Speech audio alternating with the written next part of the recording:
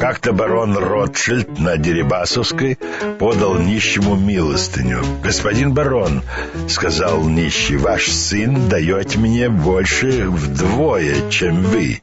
«Мой сын может себе это позволить, — ответил Ротшильд. У него богатый папа». Телеграмма в Одессу. «Волнуйтесь, подробности письмом». Телеграмма из Одессы. «Что случилось? Что?» Телеграмма. «Что? Кажется, умер Сёма». Из Одессы. «Так кажется или да?» В Одессу. «Пока да». Аркадий Райкин приехал на целый месяц на гастроли в Одессу.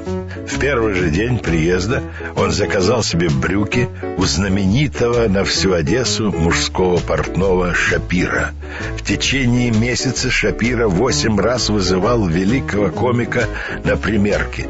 Наконец, к концу пребывания Райкина в Одессе брюки были готовы. Забирая заказ, Аркадий Исаакович сказал: «Послушайте, Шапира, Бог за 7 дней сотворил мир, а вы мне 30 дней шили брюки».